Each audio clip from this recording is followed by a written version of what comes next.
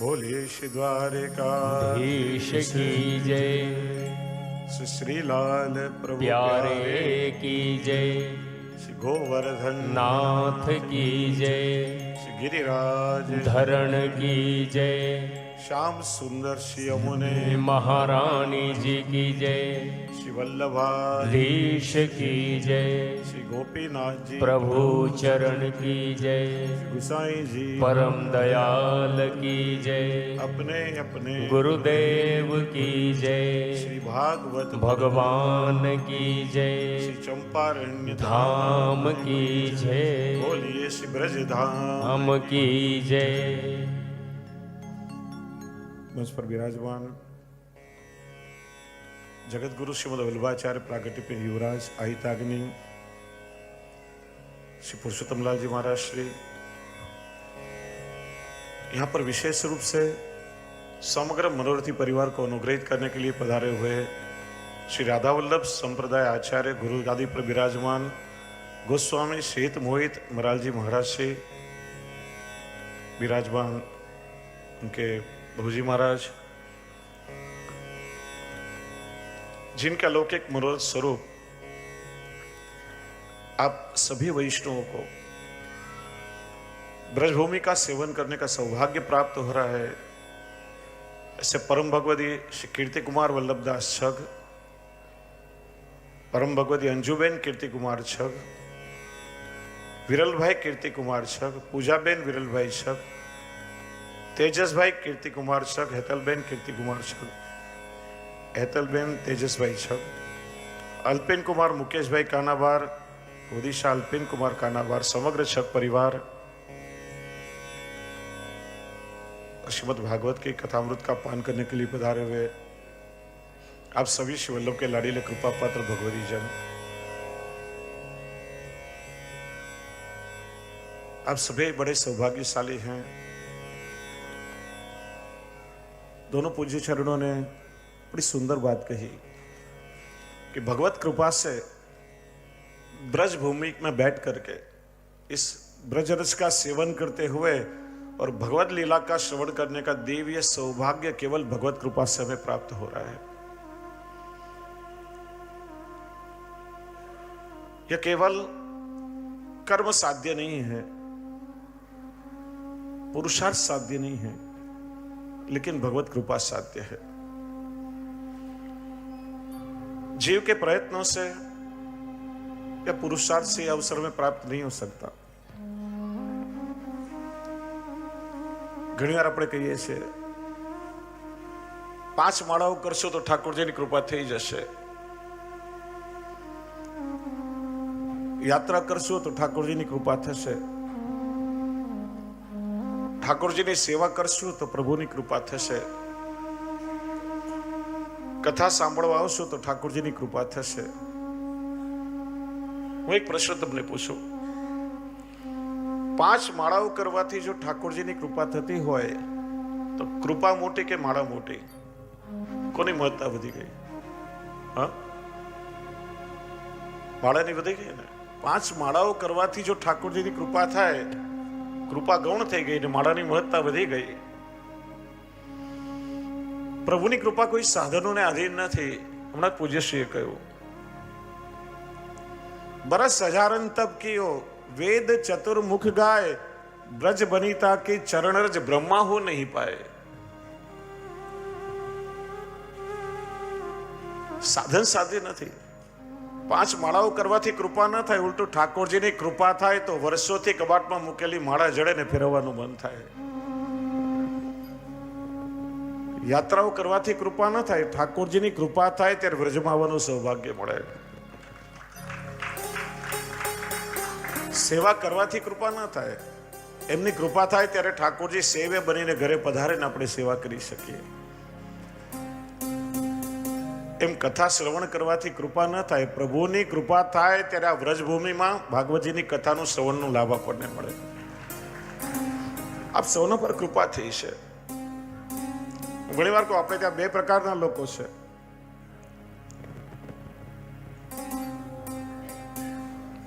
બે પ્રકારના જીવો આપણે ત્યાં છે।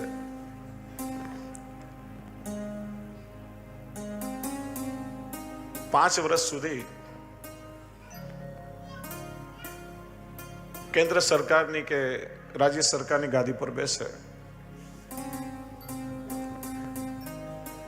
ઇલેક્ટેડ, પ્રજા દ્વારા જે ઇલેક્ટેડ હોય, બીજા છે સિલેક્ટેડ. ઠાકોરજીના દ્વારા જે સિલેક્ટેડ હોય એ જ અહીંયા વ્રજમાં આવીને કથા સાંભળી શકે. આપ સૌ ઠાકોરજીના દ્વારા સિલેક્ટેડ છો. પ્રભુએ આપનું વર્ણન કર્યું છે. ઘણા એવા લોકો હશે કે અહીંયા આવવાનો મનોરથ કર્યો હશે, ટિકિટો કેન્સલ કરાવવી પડી હશે, ઘણાને સ્ટેશનથી પાછું ચાલ્યા જવું પડે. અહીંયા એ ના આવી શકે કે જે વિચારે કે મારે વ્રજમાં જવું છે. અહીંયા આવ્યા બી શકે કે સ્વયં ઠાકોરજી વિચારે કે આ જીવને હવે મારે વ્રજમાં આવવાનું સૌભાગ્ય આપવું છે, અને એટલા માટે આપ સૌ સૌભાગ્યશાળી થયા છો. આજથી 7 દિવસ સુધી શ્રીમદ ભાગવતજીને કેન્દ્રમાં રાખી આજના સમયમાં ઉપયોગી પુષ્ટિ માર્ગના મુખ્ય મુદ્દા ઉપર આપણે ચર્ચા કરશું. આપ લોકોમાંથી ઘણા એવા હશે, કોઈ 1 વાર, કોઈ 2 વાર, કોઈ 5 વાર, કોઈ 10 વાર શ્રીમદ ભાગવતજીની કથાનું શ્રવણ કર્યું હશે.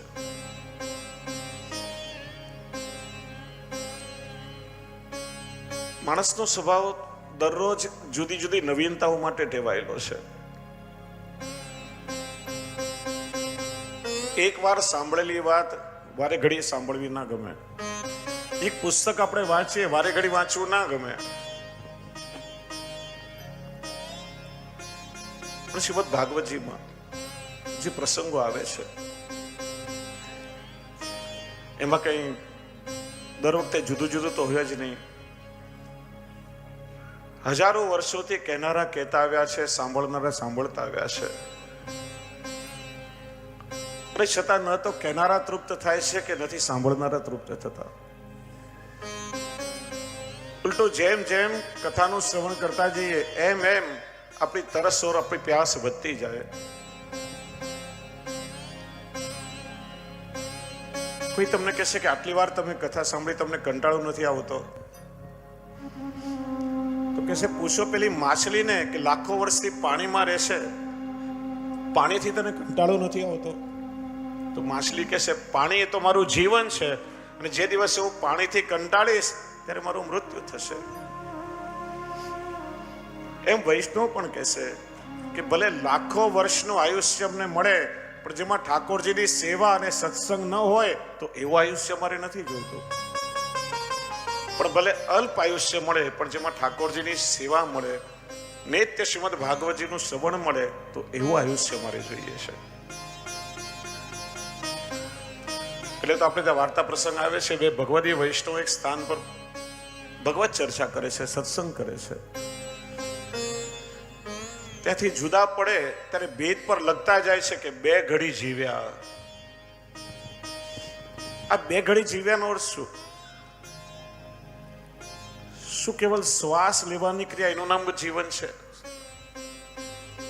તો પશુ, પક્ષી, જીવ જંતુ, વૃક્ષ, વનસ્પતિ આ બધા જ શ્વાસોશ્વાસ કરતા હોય છે.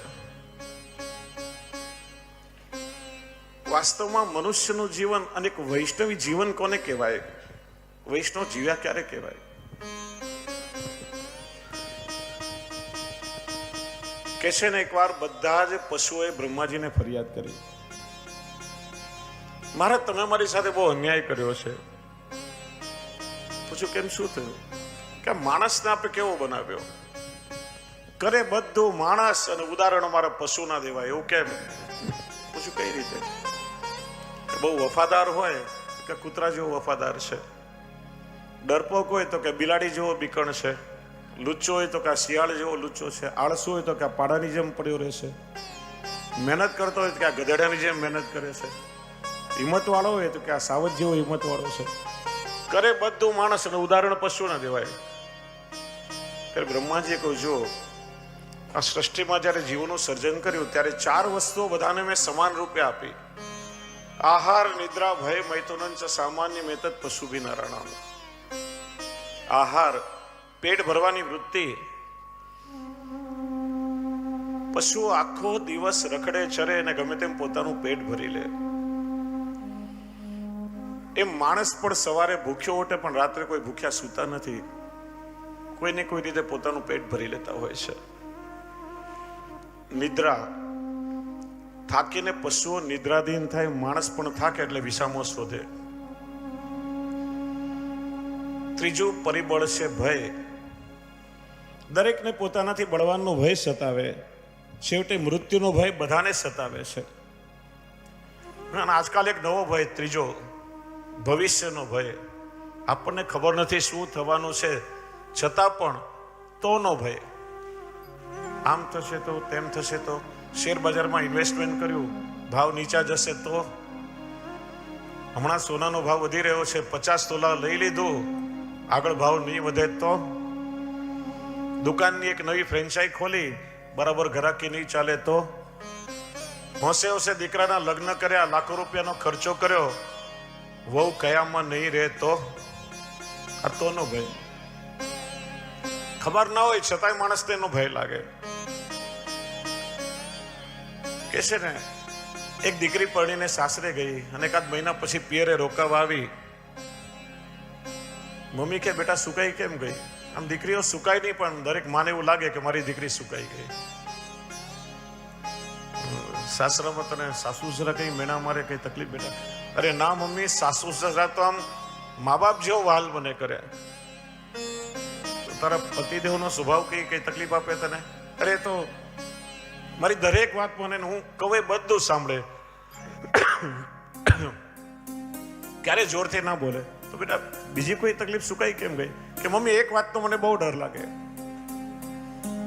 મારા પતિ સવારે જાગે એમ કે ચાલ જલ્દી જલ્દી ચા મૂક, નહીં તો મને બીક લાગે શું કરશે. ચાલ નાવાનું ગરમ પાણી મૂક, નહીં તો. ચાલ જમવાની થાળી પરોસ, નહીં તો. ચાલ ઓફિસ જવાની બેગ તૈયાર કર, નહીં તો. મને બીક લાગે શું કરશે. બેટા એકવાર પૂછી લે ને, આપણને ખબર પડે આગળ શું કરવું. સવારે એમના પતિદેવ જાગ્યા કે ચાલ જલ્દી જલ્દી ચા મૂક, નહીં તો. કે નહીં તો શું કરશો? કે હું જાતે મૂકી લઈશ. આ તોનો ભય.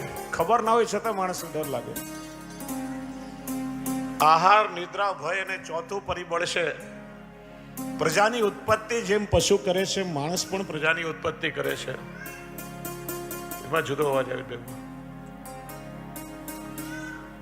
4 વસ્તુ સરખી ભાગ આપી, પણ માણસને એક વસ્તુ મેં વધારે આપી છે. ધર્મો હિ એકો અધિકો વિશેષ ધર્મેણ હિના પશુ ભી સમાના.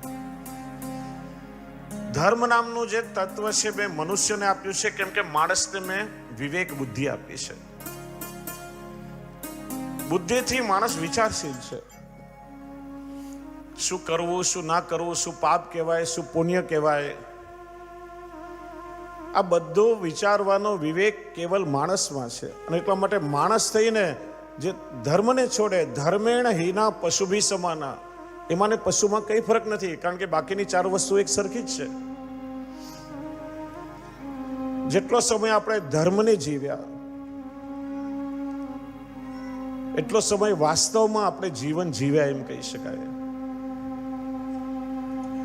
બાકી શ્વાસ તો બધા જ લેતા હોય. એટલા માટે કહ્યું 2 ઘડી જીવ્યા. ધર્મ એટલે શું? જો આપણા લોકોની ધાર્મિકતાની વ્યાખ્યા શું? આપણને કોઈ પૂછે ધાર્મિક વ્યક્તિ કોણ કહેવાય? ફલાણા ભાઈ દરરોજ 5 માળા કરે છે, બહુ ધાર્મિક છે. પેલા ભાઈ સવાર સાંજ હવેલીમાં દર્શન કરવા જાય છે, બહુ ધાર્મિક છે. પેલા બેન દરરોજ ફૂલઘરની સેવા કરવા બેસે, બહુ ધાર્મિક છે. પેલા ભાઈ દર વર્ષે યાત્રા કરવા જાય છે, બહુ ધાર્મિક છે. ધર્મ એ કેવલ ક્રિયાકાંડમાં સમાઈ જતો નથી. આ બધી ધર્મની લાગણીઓ છે, ધર્મને જીવવાના વિધાનો છે. વાસ્તવમાં ધર્મ એટલે શું? ઘણી વ્યાખ્યાઓથી ધારણા ધર્મ ઇત્યાહુ ધર્મો ધારે તે પ્રજા, પ્રત્યેક વ્યક્તિ ધારણ કરે તે ધર્મ.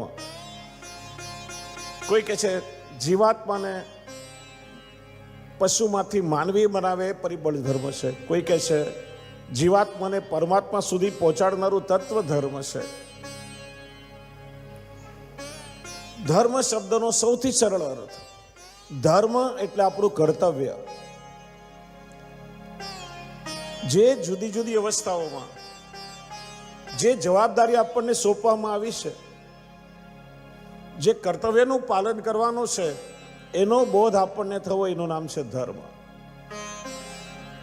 એટલા માટે એનું વર્ગીકરણ કરવામાં આવ્યું: દેહ ધર્મ, આત્મધર્મ, વર્ણ ધર્મ, આશ્રમ ધર્મ, આપદ ધર્મ, વિશેષ ધર્મ, ભગવત ધર્મ આદિ. બહુ ટૂંકમાં સમજાવું. દેહ ધર્મ એટલે માણસનું શરીર મળ્યું છે. માનવી તરીકે મારે શું કરવું જોઈએ? બીજા બધા પશુઓથી હું કઈ રીતે જુદો છું? આજની ભાષામાં જેને આપણે હ્યુમેનિટી કહીએ છીએ, માનવ ધર્મ. અને હું તો વારંવાર કહું, આપણામાં મનુષ્યતા આવે પછી વૈષ્ણવતા આવે.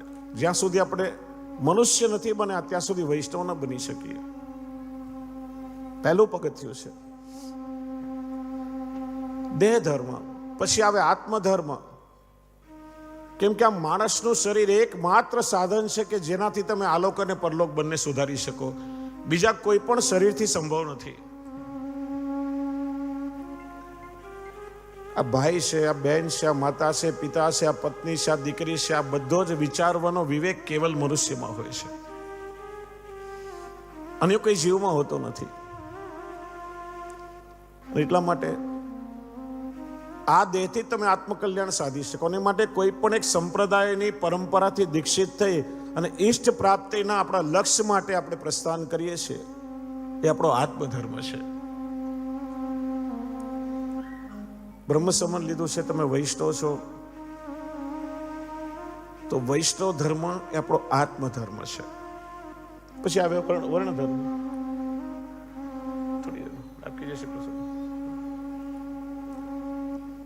બ્રાહ્મણ, ક્ષત્રિય, વૈશ્ય, શૂદ્ર દરેકની એક જુદી જવાબદારી છે. આશ્રમ ધર્મ, ગ્રહસ્થીનો ધર્મ જુદો, બ્રહ્મચારીનો ધર્મ જુદો, સંન્યાસીનો ધર્મ જુદો. તો દરેક જુદી જુદી અવસ્થામાં જે જવાબદારી સોંપવામાં આવી એનું પાલન કરવું, એનું નામ છે ધર્મ. તો એક નાનકડા બાળકને આપણે પૂછીએ કે શું કરાય ને શું ના કરાય ને, એને ખબર હોય. બધા જ જાણતો હોય વાસ્તવમાં. ચલો 2-4 વસ્તુ તમને બધાને પૂછો, બધાએ મને એક સાથે હાકેનામાં જવાબ દેવાની. મને ખબર પડે સાંભળો છો તમે બધા સાથે જવાબ દેવાનો. માણસનું શરીર મળ્યું છે, આપણે માનવી છીએ, તો બધા સાથે પ્રેમથી હળી મળીને રહેવું જોઈએ. હા કે ના? ચોરી કરવી જોઈએ, ઘરમાં મા બાપની સેવા કરવી જોઈએ, મા બાપને ઘરડા ઘરમાં કાઢી મૂકવા જોઈએ, ઠાકોરજીની સેવા કરવી જોઈએ, બીજાને દુઃખ દેવું જોઈએ, દરરોજ હોટલમાં બહાર જમવું જોઈએ, ઠાકોરજીને ધરીને સમર્પિત લેવું જોઈએ. બધાએ જવાબ આપ્યા. બધાને ખબર છે શું કરાય ને શું ના કરાય. પણ એક બહુ મજાની વાત તમને કહું. મહાભારતમાં દુર્યોધન કહે છે, જાનામી ધર્મમ ન ચમેવ પ્રવૃત્તિ, જાનામી અધર્મમ ન ચમેવ નિવૃત્તિ. ધર્મ શું છે હું બહુ સારી રીતે જાણું છું, પણ મારી પ્રવૃત્તિ, મારી રુચિ એમાં થતી નથી. અને અધર્મ શું છે પણ મને ખબર છે, પણ મારાથી છૂટતો નથી. 5000 વર્ષ પહેલા ભીમની ગદાથી ભલે દુર્યોધન મરાયો હોય, પણ આપણા બધાની અંદર આજે પણ ક્યાંક ખૂણે ખાચરે સંતાઈને બેઠો છે. કેમ કે આપણને બધાને ખબર છે કે શું કરાય ને શું ના કરાય, છતાં પણ જે ન કરવું જોઈએ એમાં સતત આપણું મન લાગેલું હોય, ને જે કરવું જોઈએ એમાં આપણી રુચિ થતી નથી. બધાએ કહ્યું કે મા બાપની સેવા કરવી જોઈએ, ઘરડા ઘરમાં ના મોકલાય, છતાં કેટલા ઘરડા ઘર ખુલી રહ્યા છે. બધાએ કહ્યું કે બહારનું ના ખવાય, કેટલાય ખાવાનું છોડી દીધું. બધાએ કહ્યું ઠાકોરજીની સેવા ઘરમાં કરવી જોઈએ, કેટલો આપણે હાથ પવિત્ર કરીએ છીએ. ખબર છે અને છતાં પણ રુચિ નહીં થતી. બસ એ સમજવા માટે આ ભાગવતજીનો સત્સંગ છે. વાસ્તવમાં આપણા ધર્મને આપણે સમજીએ, જે કરવું જોઈએ કર્તવ્યનો બોધ થાય, એ માટે શ્રીમદ ભાગવતજીનો સત્સંગ છે. અને એટલા માટે જ્યારે જ્યારે આપણને વધાઈ મળે કે ભાગવતજીનો સત્સંગ થવાનો છે, તો 1000 કામ છોડીને પણ આપણે ભાગવતજીની કથા સાંભળવા આવીએ છીએ.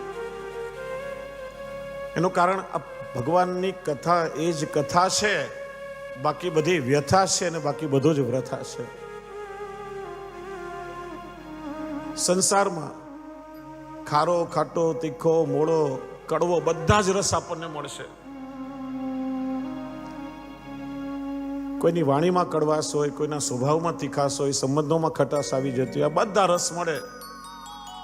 શ્રીમદ ભાગવતમાં કેવો રસ છે તો કે મીઠે રસ સે ભરોરી કથા પ્યારી લાગે, મને સંસારીની બાતા ખારી ખારી લાગે. કેવલ ને કેવલ મધુર રસ એ તમને શ્રીમદ ભાગવતમાં મળશે. શ્રીમદ ભાગવત માણસની વૃત્તિ અને પ્રવૃત્તિ બંને બદલી શકે, આપણા જીવનની દશા અને દિશાને સુધારી શકે, પ્રભુ સુધી પહોંચાડે, એ સામર્થ્ય ભાગવતમાં છે. ઘણી વાર એક પ્રસંગ કહું. એક બાળકીની માતા નાનપણમાં મૃત્યુ પામી. એના પિતાએ મા બાપ બંનેનો વહાલેને આપ્યો, ખૂબ લાડકોડથી એનો ઉછેર કર્યો. દીકરી ધીરે ધીરે મોટી થવા લાગી. પિતાએ વિચાર્યું, મા વગરની આ દીકરી છે, હું જેનું બધું છું, મારે ખૂબ ધામધૂમથી મારી દીકરીના લગ્ન કરવા છે. પરિશ્રમ કરી, મહેનત કરી, ધીરે ધીરે રૂપિયા ભેગા કરવા લાગ્યો. દીકરીને કહ્યું, જો બેટા તું મોટી થઈશું, ધામધૂમથી તારા લગ્ન કરીશ, અને એના માટે રૂપિયા હું ભેગા કરી રહ્યો છું, બહુ સંભાળીને સાચવીને રાખજે. રૂપિયા કમાઈને દીકરીને સાચવવા આપે. દીકરી મોટી થઈ, એક યોગ્ય જગ્યાએ એનો વિવાહ નક્કી થયો. લગ્નનો દિવસ નક્કી થયો. પિતાએ વિચાર્યું કે દીકરીના લગ્ન માટેની બધી તૈયારીઓ હવે કરીએ, ખરીદી કરીએ. દીકરીને બોલાવીને કહ્યું, બેટા આટલા વર્ષોથી મહેનત કરી કરી કમાઈને રૂપિયા તને સાચવવા આપ્યા છે, તારા લગ્નનો દિવસ હવે નજીક આવી રહ્યો છે, એ રૂપિયા લઈને આવો તો ચાલ આપણે હવે ખરીદી કરવા નીકળીએ. તને મનગમતા કપડાં, દાગીના, જે તને જોઈએ બેટા બધું આપણે ખરીદી કરીએ. દીકરી કક્ષમાં ગઈ ને એક ભાગવતજીની પોથી લઈને આવી, અને ભાગવતજીનું એક એક પાનું ખોલી ખોલી અને 200ની નોટ, 500ની નોટ કાઢી કાઢીને પિતાને આપે. લો પપ્પા રૂપિયા. પિતાને આશ્ચર્ય થયું, બેટા આ શું? આટલી મહેનત કરી, પરસેવો પાડીને તારા લગ્ન માટે આ રૂપિયા મેં કમાયા છે, અને તિજોરીમાં કે બેંકમાં સાચવીને રખાય, આવી રીતે ભાગવતની પોથીમાં રખાય. કોઈ આવીને ચોરી જાય તો બેટા હું શું કરું? દીકરીએ બહુ સરસ જવાબ આપ્યો, પપ્પા જે ચોરી કરવા માટે આવે ને એ ક્યારે ભાગવતજીની પોથી ન ખોલે, અને એકવાર જે ભાગવતજીની પોથી ખોલે ને પછી એ ક્યારે જીવનમાં ચોરી કરે જ નહીં. માણસના જીવનની દિશા સુધરી જાય.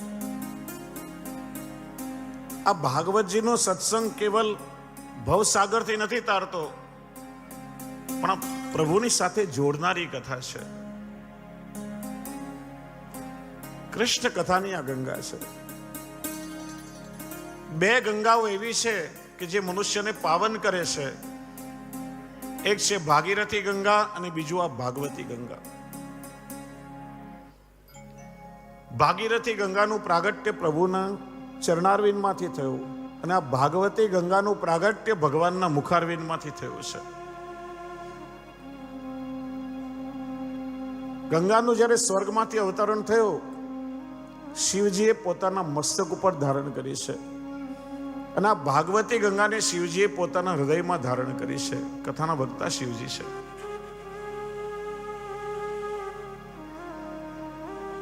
ગંગામાં નાહવા માટે જવું હોય, હરદ્વાર, પ્રયાગ, ઋષિકેશ, ગંગોત્રી સુધી જવું પડે.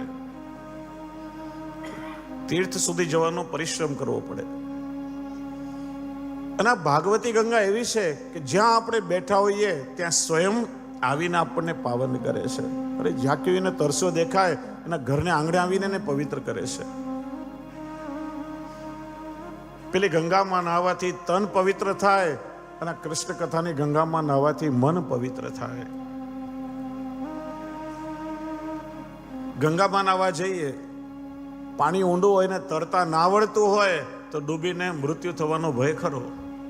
સૂચનાઓ લખી હોય આગળ પાણી ઊંડું છે, પગથિયા ઘાટ ચીકણા છે, સાંકળ પકડીને સંભાળીને નાજો. પણ આ કૃષ્ણ કથાની ગંગા એવી છે કે એવા ડૂબીએ કે બહાર નીકળવાનું મન ન થાય. અને જેટલો અંદર વધારે ડૂબે એટલો સરળતાથી આ ભવસાગરને પાર તરી જાય.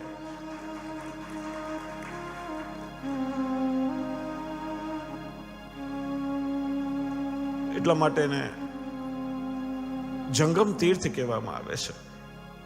આ ચાલતું ફરતું તીર્થ છે. સુરદાસજી કે છે, હરિ હરિ હરિ હરિ સુમરીન કરો, હરિ ચરણારવિંદ ઉર્ધરો. हरि की कथा जब होई जहां गंगा हो चली आवे तहां, यमुना सिंधु सरस्वती आवे, गोदावरी विलम न लावे, सर्व तीर्थ को वासा तहां, सूर हरि कथा हुए जहां.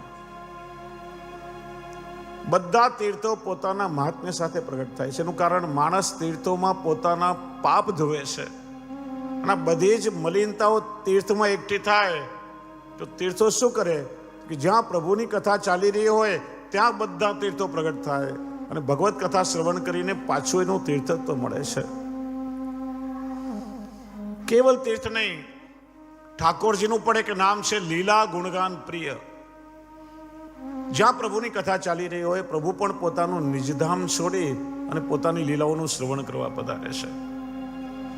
મહાત્મ્યમાં કહેવાયું, યત્ર યત્ર ચતુર્ભક્ત શ્રીમદ ભાગવતમ ભવેત ગચ્છામિ તત્ર તત્રાહમ ગો યથા સુત વત્સલ. મારા ભક્તો જ્યારે શ્રીમદ ભાગવતની કથાનું શ્રવણ કરવા માટે ઘરેથી નીકળે તો હું પણ એમની પાછળ ચાલતો જાઉં છું. કેવી રીતે કે જેવી રીતે વાછરડાની પાછળ ગાય કરુણા વરસાવતી ચાલે એમ હું પણ મારા ભક્તોની પાછળ કૃપા વરસાવતો ચાલું છું. એટલા માટે આપણે ત્યાં એક વિવેક છે. છક પરિવારના મનમાં મનોરથ થયો કે શ્રીમદ ભાગવતજીનો સત્સંગ રાખવો છે. વિનંતી કરી, તારીખ નક્કી થઈ, પત્રિકા છપાઈ, તમારા બધાના હાથમાં પત્રિકા આવી. તમે બધા બહુ પ્રસન્ન થયા છો કે ચાલો ફરી શ્રી યમુનાજીનું તેડું આવ્યું, ઠાકોરજીનું તેડું આવ્યું ને વ્રજમાં જવાનું સૌભાગ્ય મળશે ને કથા શ્રવણ કરશું.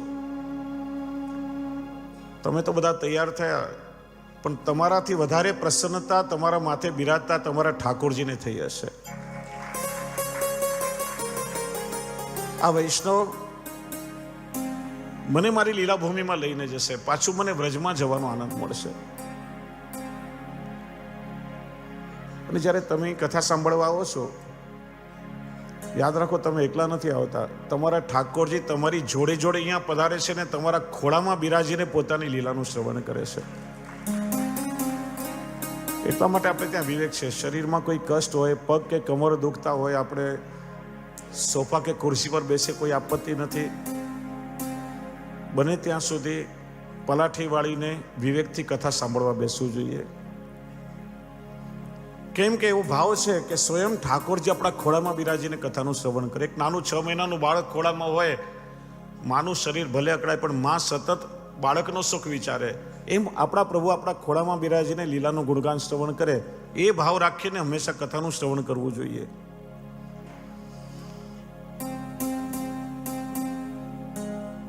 એ સ્થાન ભગવત ધામ બની જાય છે. નારદજી એકવાર ભગવાનને પૂછ્યું, પ્રભુ આપના અનેક નામ છે, અનેક ધામ છે, ક્યારે તાત્કાલિક આપની જરૂર પડે ને તત્કાલ આપને મળવું હોય, ઇમરજન્સી કોઈ કામ પડે તો પછી અમે આપને ક્યાં શોધીએ? આપનું પરમેનન્ટ એડ્રેસ કયું? ભગવાને કહ્યું, નાહમ વસામી વૈકુંઠે યોગી નામ હૃદય ન ચ મદ ભક્તા યત્ર ગાયંતી તત્ર તિષ્ઠામિ નારદ.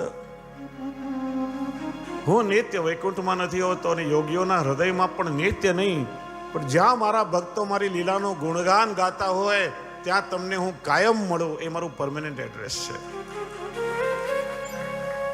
કેટલાય વાર્તા પ્રસંગ આપણા વાર્તા સાહિત્યમાં છે કે ભગવદ વાર્તા ચાલી રહી હતી, દિવ્ય સુગંધ ફેલાઈ, બહાર જઈને જો તો વૃક્ષ પાછળ સંતાઈને શ્રીજી બાબા પોતાની લીલાઓનું શ્રવણ કરી રહ્યા છે.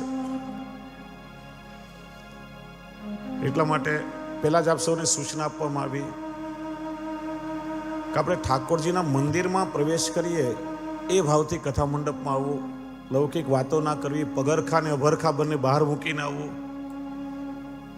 અને કથા સાંભળવા માટે કેવલ કાન પર્યાપ્ત નથી, કાનની સાથે ધ્યાન હોય ત્યારે તમે આ કથાને આત્મસાત કરી શકો. આપણે બધા કથામાં આવીને બેસીએ, પણ કથા આપણી અંદર આવીને બેસે ત્યારે જીવન બદલાય.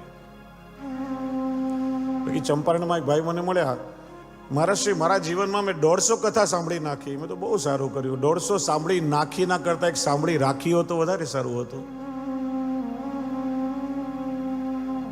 ખાલી કાનથી સાંભળો પછી યાદ નથી રહેતું. કોઈ મોબાઈલમાં મેસેજ કરતું હોય, કોઈ વાતો કરતા હોય, કોઈ માળા પરોવતા હોય, કોઈ ઘઉંમાંથી કાકરા વીણતા હોય, અમે કાનથી તો સાંભળીએ છે ને, પણ ચિત્ત બીજે હોય તો એ કેવલ શ્રવણ ક્રિયા થઈ કહેવાય. ધ્યાનથી સાંભળશો ત્યારે શ્રવણ યોગ સિદ્ધ થશે. પછી ફરિયાદ નહીં કરવી પડે કે ભૂલી જવાય છે. આ શ્રીમદ ભાગવતજીનો પ્રભાવ જડ ચેતન બધા ઉપર પડે છે. કેવલ મનુષ્ય પર એની અસર થાય છે એવું નથી. પ્રસંગ આવે છે, એકવાર એક ગામમાં શ્રી ગુસાઈજી પધાર્યા હતા. પ્રાતઃકાલે એક વૃક્ષની છાયામાં બિરાજીને આપ સંધ્યાવંદન કરી રહ્યા હતા. એક પ્રવાસી મુસાફર ત્યાંથી પસાર થયો. સંધ્યાવંદન કરી રહેલા શ્રી ગુસાઈજીના દર્શન કર્યા. સાક્ષાત ભગવત સ્વરૂપનો અનુભવ થયો. આ કોઈ સામાન્ય મનુષ્ય નથી, આ તો સાક્ષાત કૃષ્ણ છે. વિનંતી કરી, શરણમાં આવ્યો. શ્રી ગુસાઈજી એને બ્રહ્મ સમન કરાવ્યો. પૂછ્યું મારું કર્તવ્ય શું? એ વૈષ્ણવનો અધિકાર જોઈએ. આપે આજ્ઞા કરી કે વૈષ્ણવ દરરોજ તમે વૈષ્ણવની સાથે ભાગવતજીનો સત્સંગ કરજો. ઉપદેશ આપી શ્રી ગુસાઈજી ત્યાંથી બીજે ગામ પધાર્યા. પેલો વૈષ્ણવ વિચારે કે મારા ગુરુએ મને દરરોજ વૈષ્ણવ સાથે ભાગવતજીનો સત્સંગ કરવાની આજ્ઞા કરી છે, અને હું જાણું છું ત્યાં સુધી આસપાસના ગામમાં એવો કોઈ વૈષ્ણવ નથી. કોની સાથે ભાગવતજીનો સત્સંગ કરવું? પછી વિચાર્યું, વૃક્ષ પણ વૈષ્ણવનું સ્વરૂપ છે ને, વૈષ્ણવા વૈ વનસ્પત્ય. અને જે વૃક્ષની છાયામાં મારા ગુરુ શ્રી ગુસાઈજી બિરાજ્યા હતા, એનાથી મોટો વૈષ્ણવ બીજો મને ક્યાં મળે? એ વૃક્ષમાં વૈષ્ણવનો ભાવ રાખી અને પેલો વૈષ્ણવ દરરોજ એની નીચે બેસીને શ્રીમદ ભાગવતજીનો સત્સંગ કરે. ભાગવતજીનો પ્રભાવ તમે જુઓ. કેટલા સમય પછી શ્રી ગુસાઈજી એ જ માર્ગેથી પાછા પધારી રહ્યા હતા. જેવા દૂરથી પધારી રહેલા શ્રી ગુસાઈજી પ્રભુ ચરણના દર્શન કર્યા. વૃક્ષની એક એક ડાળીઓ નીચે ઝૂકવા લાગી, માનો શ્રી ગુસાઈજીના ચરણસ્પર્શ કરવા માટે આતુર બની હોય. અને જેવા શ્રી ગુસાઈજી નજીક પધાર્યા, એ વૃક્ષ મૂળમાંથી ઉખડી ગયો અને શ્રી ગુસાઈજીના ચરણમાં પડ્યો. તો વિચારો કે ભાગવતજીની કથાનું શ્રવણ કરી જડ એવો વૃક્ષ પણ જો પ્રભુને નમી શકે તો એનું શ્રવણ કરીને વૈષ્ણવ શું ઠાકોરજીને ગમી ના શકે? કથા આપણને પ્રભુને લાયક બનાવે છે, જીવને પ્રભુને પ્રિય બનાવે છે. એવું શ્રીમદ ભાગવતનો શાસ્ત્રાર્થ બતાવ્યો. 4 અક્ષર છે ભાગવત. ભાતિ સર્વેષુ વેદેષુ ગતેર્યસ્ય દુરસ્તયા વરિષ્ઠમ સર્વશાસ્ત્રેષુ તત્વમ પરમ હિ યોગીનામ. પહેલો અક્ષર છે ભા, પ્રદીપ્ત ધાતુ છે. ભાગક્ષરથી આપણો અંધકાર દૂર કરે છે. પ્રશ્ન થાય કે માણસના જીવનમાં અંધકાર કયો? તો કે અજ્ઞાનતા એ બહુ મોટો અંધકાર છે. નથી આપણને ઠાકોરજીના સ્વરૂપનું જ્ઞાન, નથી ભગવત લીલાનું જ્ઞાન, કે નથી આપણે પોતાના સ્વરૂપને ઓળખતા. એ બહુ મોટો અંધકાર છે. વારંવાર કહેવામાં આવે પોતાના સ્વરૂપને ઓળખો. કોને ઓળખીએ આપણે? વાસ્તવમાં આપણું સ્વરૂપ કયું? શું આત્મા શું આત્મા શું આત્મા શું કહેવાથી આત્મજ્ઞાન થઈ જાય છે? માણસ કે હું બુદ્ધિ નથી, હું આત્મા છું, વિચારે છે બુદ્ધિથી. હું શરીરની ઇન્દ્રિય નથી, હું આત્મા છું, કામ કરે છે બધું શરીરથી. વાસ્તવમાં આપણું સ્વરૂપ શું? વાલ્મીકી રામાયણમાં એક બહુ સરસ પ્રસંગ છે. શ્રી રામચંદ્રજી સાથે હનુમાનજીની પ્રથમ જ્યારે મુલાકાત થઈ, શ્રી રામચંદ્રજી પૂછ્યું, તમે કોણ છો? તમારો પરિચય આપો. બહુ સુંદર પરિચય આપ્યો. દેહ બુદ્ધ્યા તુ દાસોહમ, જીવ બુદ્ધ્યા ત્વદંશક, આત્મ બુદ્ધ્યા ત્વમેવાહ ઇતિ મે નિશ્ચલામતી. પ્રભુ, દેહ બુદ્ધિથી હું આપનો દાસ છું, જીવ બુદ્ધિથી હું તમારો અંશ છું, અને આત્મ બુદ્ધિથી હું તમારું પોતાનું સ્વરૂપ છું. એ મારો પરિચય છે. પ્રત્યેક વ્યક્તિ સાથે આ ત્રણેય વસ્તુ જોડાયેલી છે. જ્યાં સુધી દેહ બુદ્ધિ છે, પ્રભુનું દાસત્વ જ આપણા માટે સર્વશ્રેષ્ઠ છે. દેહ બુદ્ધિથી જ્યારે ઉપર ઉઠે માણસ, ગીતાનો ઉદ્ઘોષ જીવનમાં ઉતરે, હું એ પ્રભુનો અંશ છું, એ અનલની ચેનગારી છું, જે અગ્નિ પ્રભુમાં છે એ જ અગ્નિનો અંશ મારામાં છે. અને જ્યારે આત્મજ્ઞાન થાય, બહુ દૂરની વસ્તુ છે, બધાનું સામર્થ્ય નથી. આપણે જ્યારે બ્રહ્મસમન લઈએ છીએ, ઠાકોરજીને શું વિનંતી કરીએ છીએ? દાસોહમ, હે કૃષ્ણ, હું તમારો દાસ છું. દાસત્વ જ આપણા માટે સૌથી શ્રેષ્ઠ છે. પ્રભુનો અંશ હોવાથી એ પ્રભુનું દાસત્વ સ્વીકારો, એનાથી ઉત્તમ બીજું કંઈ આપણા માટે નથી. કારણ કે કરતા હરતા સ્વયં પ્રભુ, આ સમગ્ર સૃષ્ટિના માલિક પ્રભુ છે. માલિક બહાર ગયા હોય ને નોકર માલિકની ખુરશી પર બેસીને પોતાની જાતને માલિક સમજવા લાગે, એના માટે બહુ ઊંડો અપરાધ છે. એટલા માટે દાસોહમ એ આપણું વાસ્તવિક સ્વરૂપ છે. બીજો અક્ષર છે ગ, ગતિવાચક. આપણી લૌકિક ગતિ અટકાવી અને પ્રભુ તરફ આપણા જીવનની ગતિ કરનારું આ શાસ્ત્ર છે. જો આખી સૃષ્ટિ ગતિશીલ છે, કારણ કે આ સૃષ્ટિ કાળને આધીન છે, ને કાળનું ચક્ર હંમેશા ચાલ્યા કરે છે. સમય ક્યારે અટકતો નથી, રોકાતો નથી. એક નાનું બાળક કંઈ ના કરે, ખાલી સૂતું રહે ને તો પણ એ બાળકમાંથી યુવાન અને યુવાનમાંથી વૃદ્ધ થશે જ. કેમ કે કાળનું ચક્ર ચાલ્યા કરે છે. ગતિ કરતા કરતા માણસ પ્રગતિ કરવાનો વિચાર કરે. હું લાઈફમાં આગળ વધું, કંઈક ડેવલપમેન્ટ કરું, સેટલ થાઉં. પણ એ પ્રગતિ કરવામાં સાવધાની ન રહે અને જો ખોટો રસ્તો પકડાઈ જાય તો એની અધોગતિ થઈ શકે. અને યોગ્ય માર્ગે જો એના જીવનની પ્રગતિ થાય તો એની સદગતિ થાય, પ્રભુ તરફે જીવની ગતિ થાય. આ શ્રીમદ ભાગવત પ્રભુ તરફ આપણી ગતિ કરાવનારું શાસ્ત્ર છે.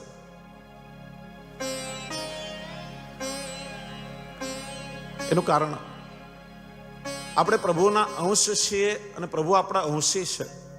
અંશની ગતિ હંમેશા અંશી તરફ થાય ત્યારે જીવનમાં એની સદગતિ થાય.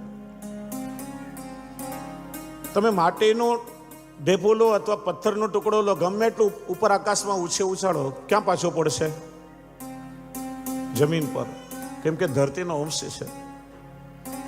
દીવો પ્રગટાવીએ તો દીવાની જ્યોત કઈ તરફ રહે? આકાશ તરફ, સૂર્ય તરફ. કેમ કે અગ્નિનો અંશ છે. એમ જીવ પ્રભુનો અંશ છે, પ્રભુ આપણા અંશી છે. એટલા માટે આપણા અંશી પ્રભુ તરફ જ્યારે જીવનની ગતિ થાય તો જ મનુષ્યની સદગતિ થઈ શકે. ત્રીજો અક્ષર છે વ, વરિષ્ઠમ સર્વશાસ્ત્રેષુ. આ સંસારમાં જેટલા આત્મકલ્યાણના સાધનો, જેટલા શાસ્ત્ર છે, આ બધામાં સૌથી વરિષ્ઠ સર્વોપરી શ્રીમદ ભાગવત છે. અને ચોથો અક્ષર છે ત, તારકમ ભવસાગરાત. જીવાત્માને ભવસાગરથી તારનારું આ શાસ્ત્ર છે. એટલા માટે શ્રીમદ ભાગવતને ગોવર્ધનોદ્ધરણ શ્રીજી બાવાનું વાંગમય સ્વરૂપ કહેવાય છે. વાંગમય એટલે વાણીથી પ્રગટ થતું સ્વરૂપ, શબ્દથી પ્રગટ થતું સ્વરૂપ. જો આપણે ત્યાં કયા પ્રકારના ઠાકોરજીના સ્વરૂપની સેવા કરવી જોઈએ, અથવા મર્યાદા માર્ગમાં, પૂજા માર્ગમાં પણ કઈ પ્રતિમા ઉપાસ્ય છે એ સમજવી જોઈએ. ઘણીવાર વૈષ્ણવ બજારમાંથી કોઈ પણ એક ફોટોગ્રાફ લઈ આવે ઠાકોરજીનું ચિત્ર અને કાને પુષ્ટાવી આપો, ગમે તે સ્વરૂપની સેવા ન થાય. શાસ્ત્ર કહે છે કે 8 પ્રકારની પ્રતિમા ઉપાસ્ય છે. શૈલી, દારૂમયી, લૌહી, લેખ્યા, લેપ્યા ચ સૈકતી, મનોમયી, મણિમયી પ્રતિમા અષ્ટવિધા સ્મૃતા. શૈલી એટલે પાષાણમાંથી, પથ્થરમાંથી બનેલી પ્રતિમા હોય તો એની સેવા થાય, ઉપાસના થાય. જેમ ગોવર્ધનોદ્ધરણ શ્રીજી બાવાનું સ્વરૂપ છે, મથુરાધીશજી, શ્રી દ્વારકાધીશજી, તિરુપતિ બાલાજી, શ્રીરંગજી સ્વયં પ્રગટ થયેલા સ્વરૂપો છે, ભગવત સ્વરૂપો. દારૂમયી એટલે કાષ્ઠમાંથી, લાકડામાંથી નિર્મિત થયેલી પ્રતિમા હોય એની સેવા થાય. જેમ જગન્નાથજીનું સ્વરૂપ દર 12 વર્ષે અષાઢ અધિક માસ આવે ત્યારે ભગવાનનું કલેવર બદલાઈને હૃદયમાંથી તેજોમય સ્વરૂપ એમાં પધરાવવામાં આવે. કાષ્ઠમાંથી પ્રતિમા બની સેવા થાય. લૌહી એટલે પંચ ધાતુ કે અષ્ટ ધાતુનું શાસ્ત્ર પ્રમાણે યોગ્ય મિશ્રણ થઈને જે પ્રતિમા પર, જેમ શ્રી બાલકૃષ્ણલાલજી, શ્રી મદન મોહનજી, શ્રી વિઠ્ઠલનાથજી આદિ બધા સ્વરૂપો છે.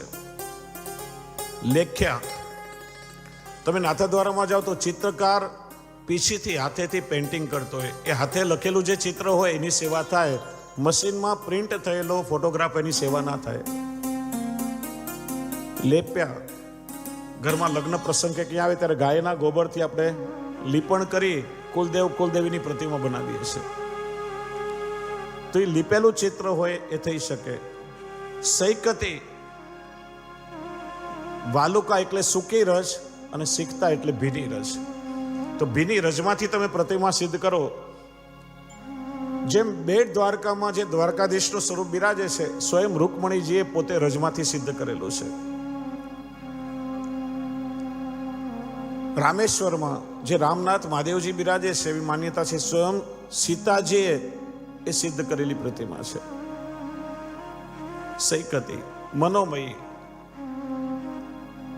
પ્રતિમા ન હોય તો જે સ્વરૂપમાં આપણને આસક્તિ છે, મનથી એ સ્વરૂપનું ધ્યાન કરી માનસી કરીએ.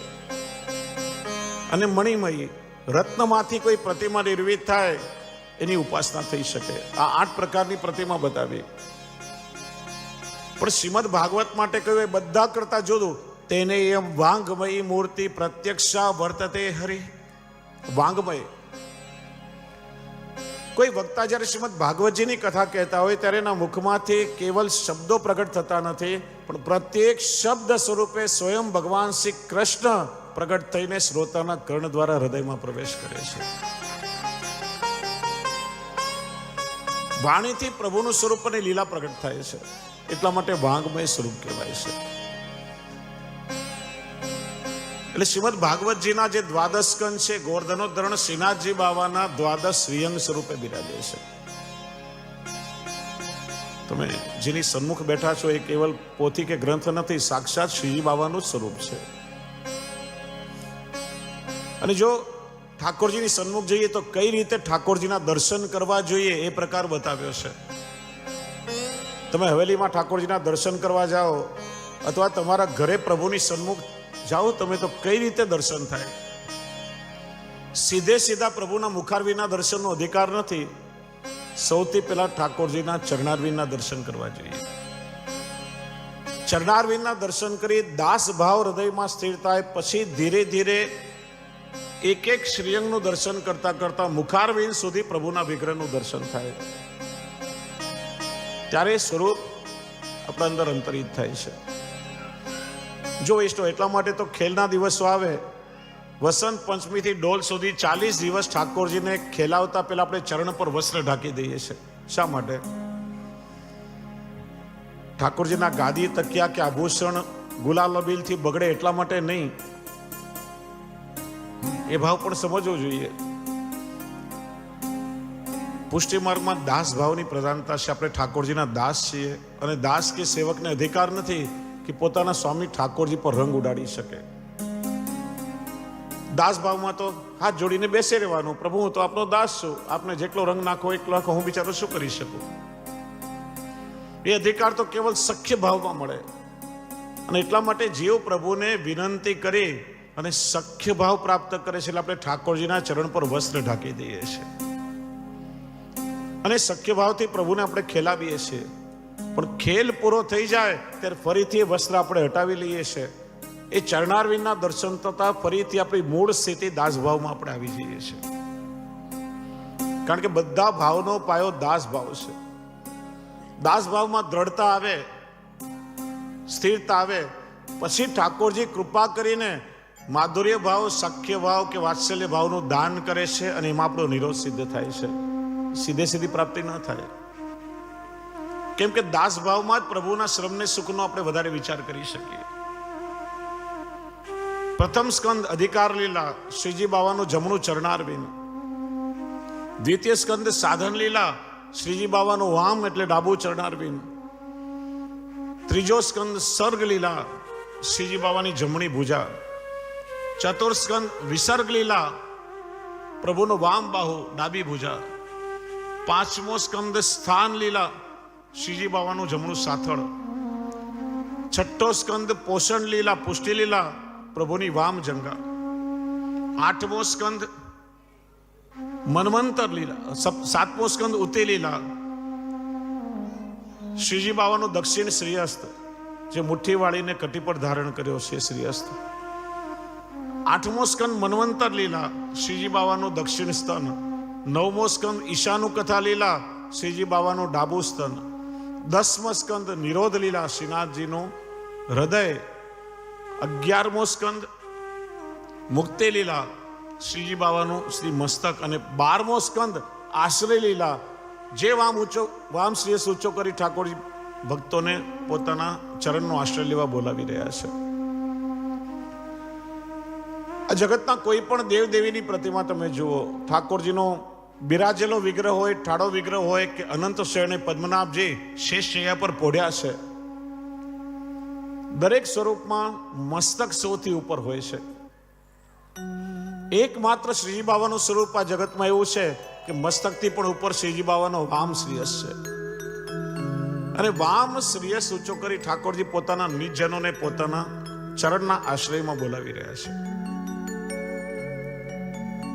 હું તમને એક પ્રશ્ન પૂછું, કોઈ વ્યક્તિ દૂર ઉભો હોય, અલ્પિનભાઈ, દૂર કોઈ વ્યક્તિ હોય અને આપણે નજીક બોલાવવો હોય તો આપણે આ રીતે બોલાવીએ કે આમ બોલાવીએ? કઈ રીતે બોલાવીએ?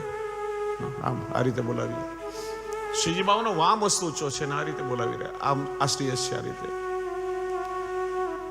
એનું કારણ વામ સ્થાન એ સ્વામિનીજીનું સ્થાન છે, વામાંગ છે. અને શ્રી વલ્લભ એ સ્વામિનીજીનું ભાવાત્મક સ્વરૂપ છે. ગોડ ભાવ્ય સ્વામિની પ્રગટ કૃષ્ણ અવતાર. ઠાકોરજી સ્વામિનીજી બંનેનું ઉભય ભાવાત્મક સ્વરૂપ છે. શ્રીજી બાવા કે છે, એ જીવ તું મારા શરણમાં આવો, પણ સીધો મારા શરણમાં આવીશ તો કરોડો જીવા જગતમાં ભટકી રહ્યા છે, હું તને ઓળખીશ કઈ રીતે કે તું મારી નિત્ય લીલાનો જીવ છે. મારા શરણમાં આવતા પહેલા તું શ્રી વલ્લભના શરણમાં જા, એમના દ્વારા તને બ્રહ્મ સંબંધ થશે. અને પછી તું મારા શરણમાં આવીશ તો મારા ચરણોમાં તને આશ્રય મળશે. અને આ રીતે શ્રેયસ છે, તું મારા શરણમાં આવ, હું તને મારા નિત્ય લીલા ધામમાં પહોંચાડીશ. એટલા માટે ભગવદીઓ ગાય છે, એક તારો હાથ ઊંચો શ્રીનાથ, સૌને બોલાવતો ઊંચો કરી હાથ. એવું શ્રીજી બાવાનું વાંગમય સ્વરૂપ એટલે શ્રીમદ ભાગવત. શ્રીમદ ભાગવત આપણો જીવન ગ્રંથ છે. જીવનના પ્રત્યેક મૂલ્યો આપણને ભાગવતમાં મળે. જો કથા સાંભળતા પહેલા ભાગવતે બતાવેલા કેટલાક રત્નો આપણે યાદ રાખવાના છે. શ્રીમદ ભાગવતમાં શું આવશે? સૌથી પહેલું પરિવારની ચર્ચા છે. 10 પ યાદ રાખવા જેવા છે. ભાગવતમાં કેવલ સંન્યાસુ કે સાધુઓની કથા નથી. ચંદ્રવંશ, સૂર્યવંશ, ઇક્ષ્વાકુ વંશ, પરિવારની કથા આવે છે. રામાયણમાં જુઓ, મહાભારતના યુદ્ધમાં જુઓ, સૂર્યાસ્ત પછી યુદ્ધ વિરામ થાય ત્યારે પરિવારના બધા સાથે બેસતા, વિચાર વિમર્શ થતો. પરિવારનું બહુ મહત્વ હોય છે. જૂના સમયમાં આપણે ત્યાં લોકો સંયુક્ત પરિવારમાં રહેતા હતા. લોકોને ગમતું પરિવારમાં સાથે રહેવું. વડીલોનું માર્ગદર્શન મળે, નાની મોટી ઘણી ભૂલો આપણી સુધરે. વડીલોની છત્રછાયામાં બાળકો ક્યારે મોટા થઈ જાય ખબર ના પડે. બાળકો માંદા સાજા થાય ત્યારે વડીલોનું માર્ગદર્શન મળે, વડીલોના સંસ્કાર બાળકોને મળે. ભાઈ ભાઈને મદદરૂપ થઈ શકે, એકબીજાના સુખે સુખી, એકબીજાના દુઃખે દુઃખી. એ પરિવારનો આનંદ છે. ધીરે ધીરે વેસ્ટર્ન કલ્ચરનો પ્રભાવ વધવા લાગ્યો, પરિવારો તૂટવા લાગ્યા. આપણી ભારતીય સંસ્કૃતિમાં પરિવાર એટલે માતા પિતા, ભાઈ બહેન, ભાભી, કાકા કાકા બધા મળીને પરિવાર થાય. જ્યારે વેસ્ટર્ન કલ્ચરમાં હસબન્ડ, વાઇફ એન્ડ ચિલ્ડ્રન આ પરિવારની વ્યાખ્યા છે. બાળકો થાય, દીકરાના લગ્ન થાય એટલે પછી તરત જ મા બાપને સિનિયર સિટીઝન હાઉસમાં જવું પડે, પછી ઘરમાં મા બાપને સ્થાન ના હોય. એ પરિવાર શું કામનો કે જે ઘરમાં વડીલ ના હોય, જ્યાં વડીલોના આશીર્વાદ ના મળતા હોય. હમ દો હમારે દો આવ્યું, પરિવારો તૂટ્યા, ભાઈઓ જુદા થયા. અને આજકાલ આ વેસ્ટર્ન કલ્ચરમાં આપણે એટલા આંધળા થઈ ગયા કે વન ચાઇલ્ડ મેનિયા, બસ એક જ બાળક, બાબો આવે કે બેબી એક એટલે ઇનફ, બીજું ના જોઈએ. તમે વિચારો કે આપણને એક બાળક થાય, બાબો બેબી કંઈ પણ થાય, એને પણ એક બાળક થાય તો ત્રીજી પેઢીએ કાકા કાકી, મામા મામી, ફઈ ફુવા, ભાઈ ભાભી, બેન બનેવી કોઈ રિલેશન એને ખબર નહીં હોય. આખા બ્રહ્માંડમાં એનું કોઈ બ્લડ રિલેટિવ નહીં હોય. કોઈ દુઃખ આવશે ત્યારે બે આંસુ સારવાને કોઈ ખબર નહીં મળે. આજે યુરોપમાં લાખો યંગસ્ટર્સ ડિપ્રેશનમાં જીવી રહ્યા છે, જેમને કોઈ સગપણ નથી. એટલે પરિવારની મહત્તા છે, પરિવારનો એક આનંદ છે. હળી મળીને રહેતા આપણને શીખડાવે છે. બીજો પછી પરિશ્રમ. માણસે પરિશ્રમથી ભાગવું નહીં, પણ જે જવાબદારી આપણને મળી છે જવાબદારી નિભાવવી જોઈએ. વિદ્યાર્થી રૂપે, ક્યારેક પિતા રૂપે, માતા રૂપે, પત્ની રૂપે, પુત્ર રૂપે. જવાબદારીથી ક્યારે ભાગવું નહીં. ભગવાનના ચરિત્રને તમે જુઓ તો ભગવાન શ્રી રામ અને ભગવાન શ્રી કૃષ્ણએ કેટલો પરિશ્રમ જીવનમાં કર્યો છે, સંઘર્ષ કર્યો છે. જે દિવસે રામચંદ્રજીનો રાજ્યાભિષેક થવાનો હતો એ જ દિવસે એમના માટે 14 વર્ષનો વનવાસ મગાયો છે. વનવાસ ખાલી રામચંદ્રજી માટે મગાયો, સીતાજી માટે નહીં. જે જનકનંદિની સીતાએ ખુલ્લા ચરણથી જમીન પર પગ નથી મૂક્યો, એ વલકલ વસ્ત્ર પહેરી પતિની સેવા કરવા માટે સ્વેચ્છાએ પતિ સાથે ગયા છે. ભાઈ ભાભીને કોઈ કષ્ટ ન પડે એટલા માટે એમની રક્ષા કરવા ભાઈ લક્ષ્મણ સાથે સ્વેચ્છાએ ગયા છે. કૃષ્ણનું ચરિત્ર તમે જો ખાલી લીલાલેર નથી કરી. જન્મતા જ જનેતા માતા પિતાને છોડીને જવું પડ્યું છે. છઠ્ઠા દિવસે પૂતના આવી, ક્યારેક અઘાસુર આવ્યો, ક્યારેક બકાસુર આવ્યો, દાવાગ્નિનું પાન કર્યું. 11 વર્ષ 52 દિવસ વ્રજમાં લીલા કરી, મથુરા ગયા. 17 વાર જરાસંધે આક્રમણ કર્યું, એની સાથે યુદ્ધ કરવું પડ્યું. મહાભારતનું યુદ્ધ જોયું, હજી પૂરું થયું માંડ ત્યાં તો યાદવાસ્થળી થઈ. પોતાના જ આખા પરિવારને ભગવાને જતો જોયો છે. જરા પારધીના બાણથી દેહોત્સર્ગ થયો, એમણે ઓછું કષ્ટ સહન નથી કર્યું. માણસે જીવનમાં સંઘર્ષથી કે પરિશ્રમથી ક્યારે ભાગવું નહીં. આ જગતના જેટલા ટોચ પર પહોંચેલા મોટા વ્યક્તિઓ છે, તમે એનો ભૂતકાળ જોશો તો એકદમ સંઘર્ષમય રહ્યો હશે. એટલા માટે પરિશ્રમ કરતા રહેવું. ત્રીજો પછી પરોપકાર. જીવનમાં ભોગવી લેવું કે સંઘરી લેવું એ બહુ સહેલું છે, પણ પરોપકાર કરવો એ વૈષ્ણવી વૃત્તિ છે. દરેક વૈષ્ણવ સાથે પરોપકાર શબ્દ જોડાયેલો છે. પ્રભુએ તમને સુખ આપ્યું છે તો માનો કે પ્રભુએ તમને પરોપકાર કરવાની તક આપી છે, અવસર આપ્યો છે. પોતાના માટે તો પશુઓ પણ જીવતા હોય. હંમેશા દેવાની વૃત્તિ હોવી જોઈએ. બાળકોનો જન્મ દિવસ આવે તો બાળકોને ખાલી ગિફ્ટ લેતા ના શીખડાવો. આજે તમારા બાળકનો જન્મદિવસ આવ્યો, તમે એને સેમસંગનો ફોન ગિફ્ટમાં આપશો તો આવતા જન્મદિવસ પર એને લાલચ થશે કે પપ્પા મને આઈફોન આપશે. નહીં આપો, એ મોઢું ફૂલાવીને બેસી જશે, ગમશે નહીં. બાળકોને ખાલી લેતા ના શીખડાવો. બાળકોને સંસ્કાર આપો. બેટા, આજે તારો બર્થડે છે, જન્મદિવસ છે, ચાલ ઘરમાં ઠાકોરજીની સેવામાં હાથ પવિત્ર કર. તારો જન્મદિવસ છે, ચાલ આપણે હવેલીમાં દર્શન કરવા જઈએ, ઠાકોરજીનો આજે આખા દિવસનો મનોરથ લખાવીએ. ચાલ બેટા, આજે તારો બર્થડે છે તો આપણે અનાથ આશ્રમમાં જઈને બાળકોને મીઠાઈ આપીએ, બાળકોને જમાડીએ. ઘરડા ઘરમાં કઈ વૃદ્ધોની સેવા કરીએ. ચાલ આપણે ગૌશાળામાં જે સેવા કરવા જઈએ. આ પરોપકારની અને આપવાની વૃત્તિ બાળકોને શીખડાવો.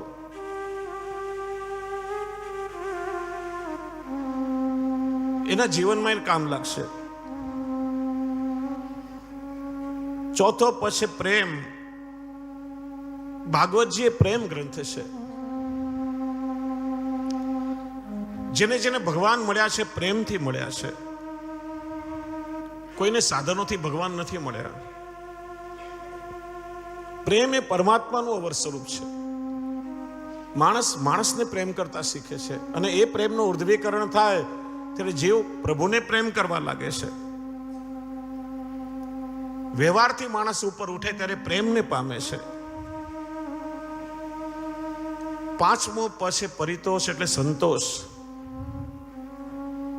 કે છે ને, જબ આવે સંતોષ ધન સબ ધન ધૂલ સમાન. માણસની ઈચ્છાઓનો કોઈ અંત નથી. મરતા સુધી માણસની ઈચ્છાઓ પૂરી નથી થતી. પણ આ ભાગવત એ માણસની કામનાઓને ભાવનાઓમાં ફેરવી દેશે. કામનાઓ એ પોતાના સુખનો વિચાર બને અને ભાવના છે એ બધાના સુખનું કારણ બને છે. છઠ્ઠો પછી પવિત્રતા. આચાર વિચારના શુદ્ધતાની સાથે સાથે મન પવિત્ર હોય એ પણ જરૂરી છે.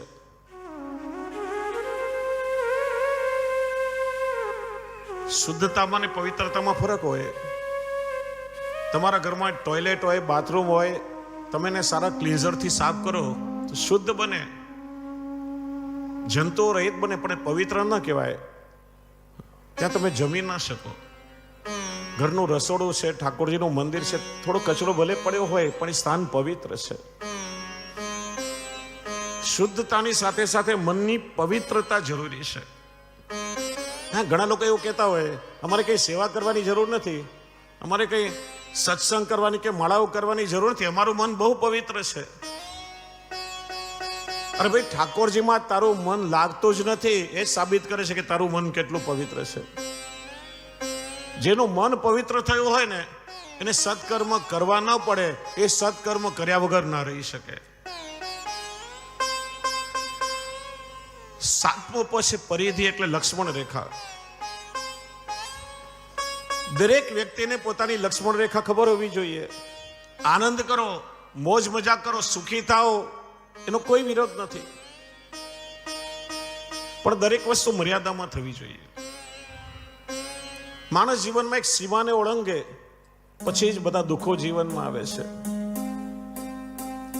સીતાજીએ લક્ષ્મણ રેખા ઓળંગી પછી બધા કષ્ટ સહન કરવા પડ્યા છે. માણસે ધર્મની મર્યાદા, કુળની મર્યાદા, સમાજની મર્યાદા, આ બધી મર્યાદાઓની સીમામાં રહેવું જોઈએ. હું વૈષ્ણવ છું, મારા ધર્મને લાંછન લાગે એવું ક્યારેય નહીં કરું. આ મર્યાદા એ બંધન નથી, પણ આ મર્યાદા એ ભવના બંધનથી મુક્તિ છે. આઠમો પછી પુણ્ય સંચય.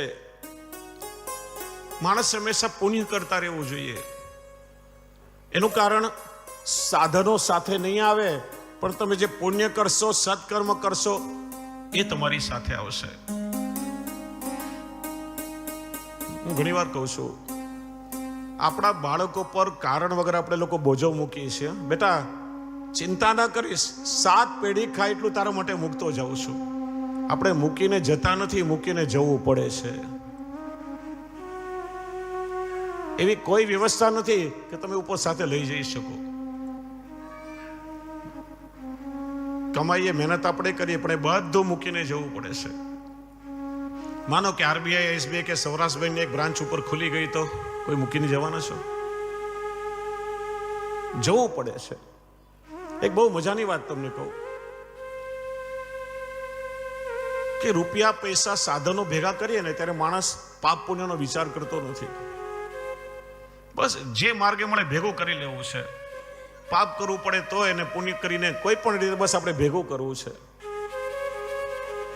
પણ મજાની વાત એ છે કે જ્યારે જવાનો સમય આવશે ને ત્યારે જે સાચું ખોટું કરીને રૂપિયા કે જે સાધનો તમે ભેગા કર્યા છે બધું છોડીને જવું પડશે. પણ એના માટે કરેલા કર્મો એ તમારી સાથે આવશે ને જન્મ જન્માંતરે ભોગવવા પડે છે. આટલું માણસ સમજી લે ને તો એનું જીવન બદલાઈ જાય. બધું છોડીને જવું પડે, પણ એના માટે કરેલા કર્મો એ સાથે આવશે. એટલા માટે હંમેશા પુણ્ય કરતા રહેવું. એક સદવિચાર માણસની જિંદગી બદલી નાખે. અને વૈષ્ણવ કોને કહેવાય કે ન ભાવે એને પણ ન ભાવે એ વૈષ્ણવ. નવમો પછી પરંપરાનો નિર્વાહ. બે પરંપરાઓ છે આપણી સાથે જોડાયેલી. એક આપણી કુળ પરંપરા અને બીજો આપણી વૈષ્ણવી પરંપરા. કયા કુળમાં તમારો જન્મ થયો છે, મારી કુળની મર્યાદા, મારી પરંપરાઓ શું છે એ મારે પાલન કરવી જોઈએ. અને હું એક વૈષ્ણવ છું, હું શ્રી વલ્લભનો વૈષ્ણવ છું. મારા શ્રી વલ્લભને કેવો વૈષ્ણવ ગમે એવો વૈષ્ણવ બનવાનો પ્રયત્ન કરું. સામગ્રી હોય, સાધનો હોય, સાહિત્ય હોય, એના માટે તો આપણે વિચાર કરીએ કે ઠાકોરજી ઉત્તમ વસ્તુના ભોગતા છે. આપણે ઉત્તમ સામગ્રી ઠાકોરજીને સમર્પિત કરવાનો ભાવ રાખીએ. કે પોતાના માટે વિચાર કર્યો કે મેં મારી જાતને મારા પ્રભુને લાયક રાખી છે કે નથી રાખી.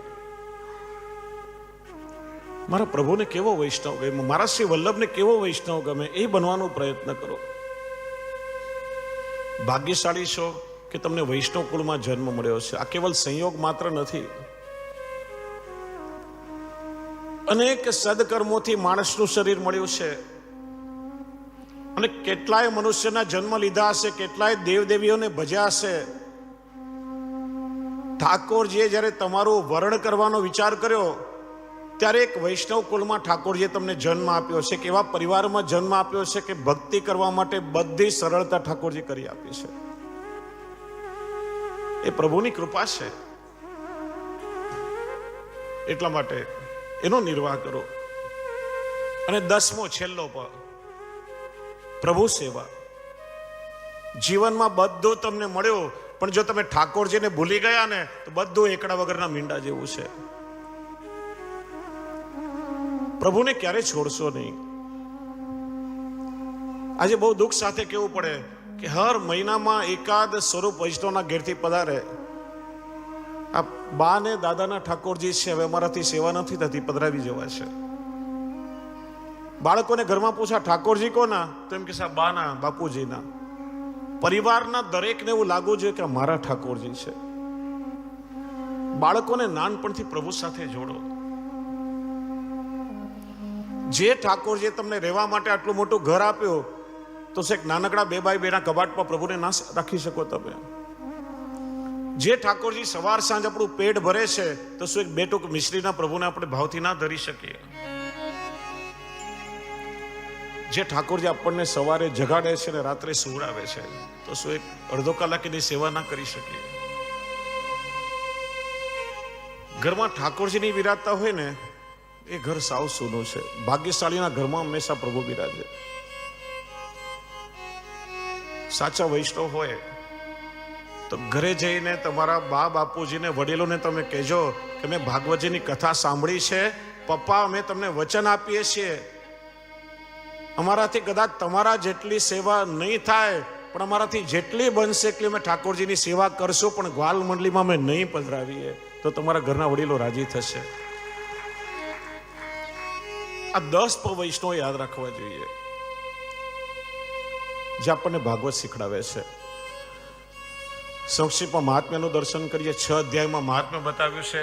કોઈ પણ તત્વને સમજતા પહેલા એના મહાત્મ્યને સમજવું જરૂરી છે. મહાત્મ્ય જ્ઞાન થાય તો એ વસ્તુની મહત્તા આપણને સમજાય. હું ઘણી વાર કહું, એક રેલવેમાં એક પરિવાર પ્રવાસ કરી રહ્યો હતો. પતિ પત્ની ને દીકરો 3 જણા.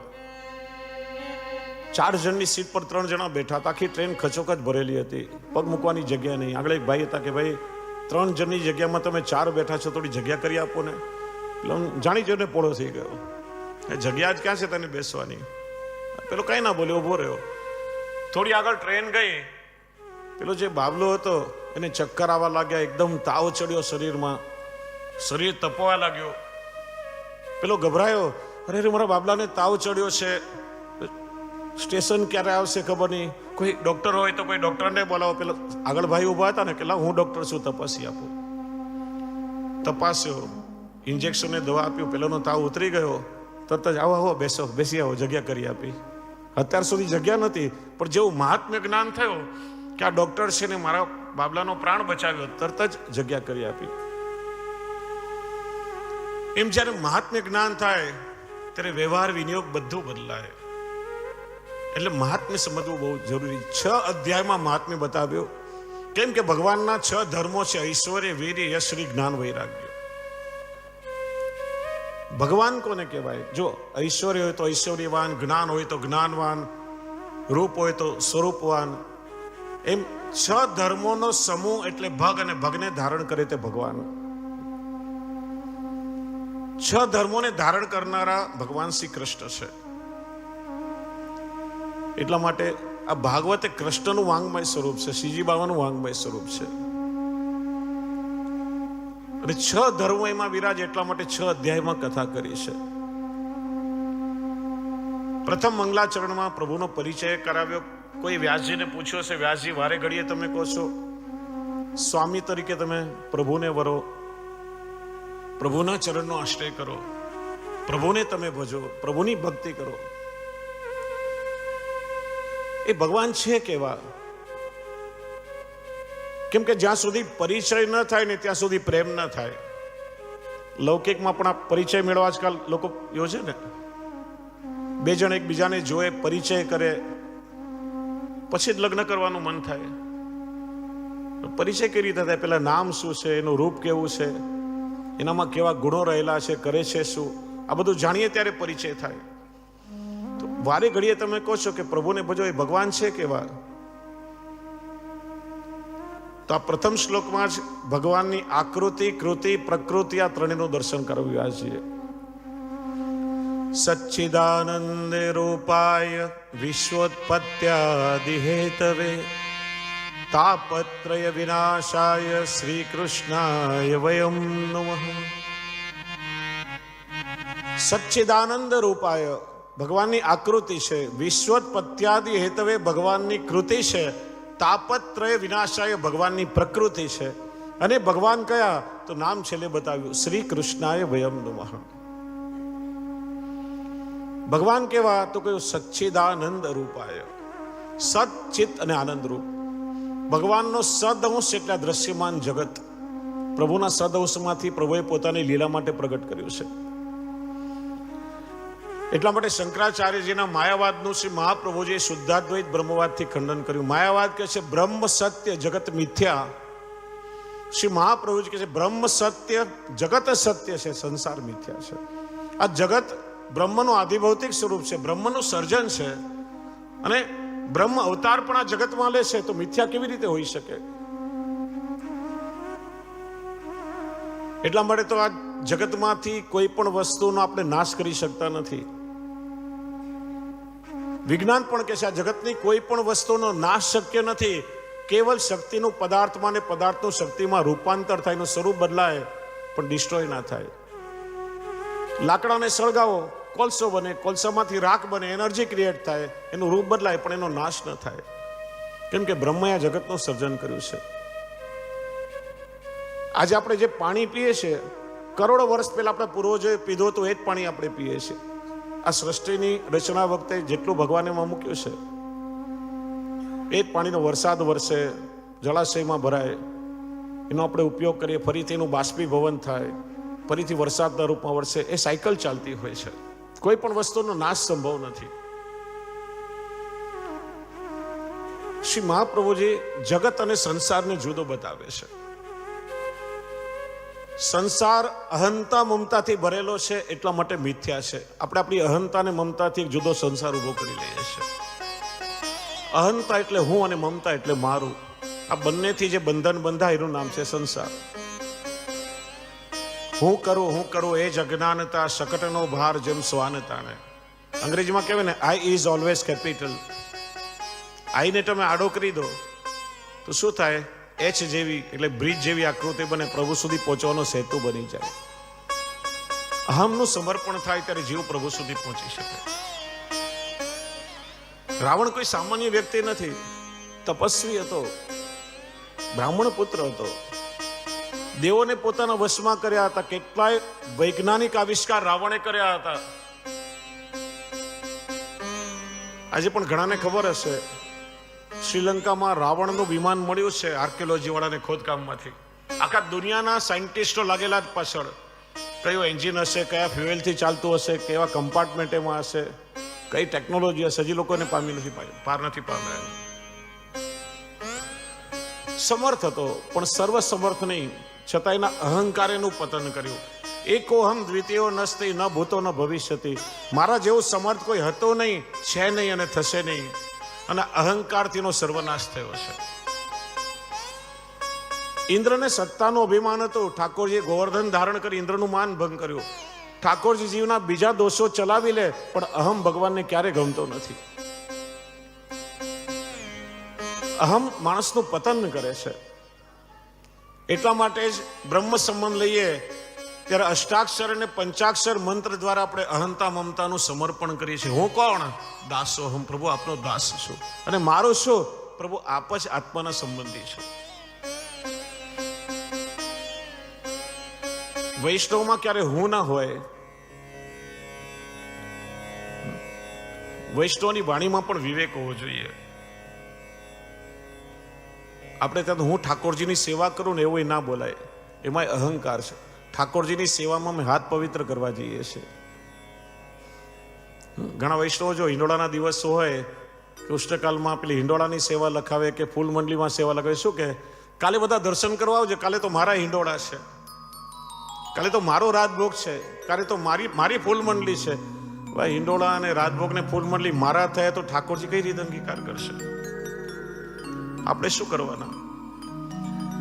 જે પ્રભુને લક્ષ્મી જેવી પત્ની છે એને આપણે શું ધન ભેટ ધરી શકવાના? જે કૌસ્તુભ મણી જેવું આભૂષણ ધારણ કરીને આપણે કયું સોનાનું આભૂષણ કરી આપીએ? જેના દરબારમાં અન્નપૂર્ણા જેવી દાસીઓ છે ને આપણે શું સામગ્રીઓ ગાવી શકીએ? અનંત વ્રજ ભક્તો એમનું સુખ સાચવવા તત્પર હોય, આપણે શું સેવા કરીએ? આપણે તો કેવલ કાલાવાલા કરીએ છીએ. એમની કૃપા છે કે પોતાની સેવા કરવા માટે ઠાકોરજી આપણા બે હાથને પસંદ કર્યા છે.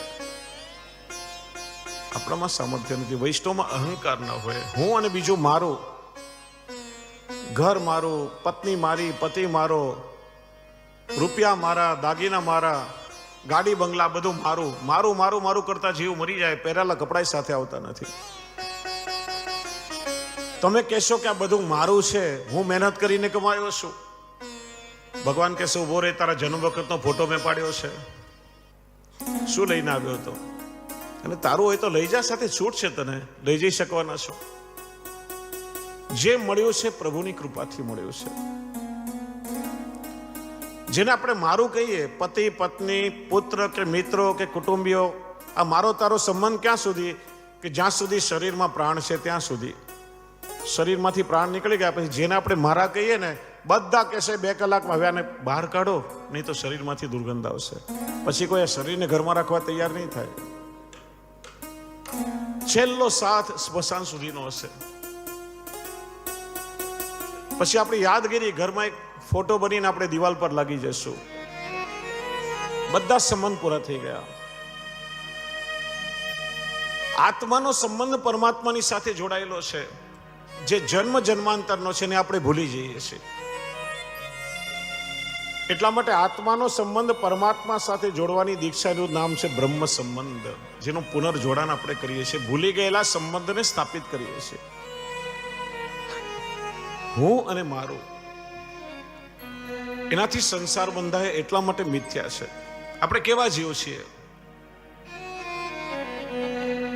લૌકિક વસ્તુ કે વ્યક્તિની જુદાઈથી માણસ દુઃખી થાય છે. કોઈ દીકરો દીકરી કે કોઈ અત્યંત વાલો વ્યક્તિ આપણને છોડીને વિદેશ જાય તો એરપોર્ટ પર આમ ગળે મળીને આપણે રડીએ. પાકીટ ક્યાંય ખોવાઈ ગયું હોય, કેટલી ચિંતા થઈ જાય. સોનાની ચેન ખોવાઈ જાય તો કેટલા બેચેન થઈ જઈએ.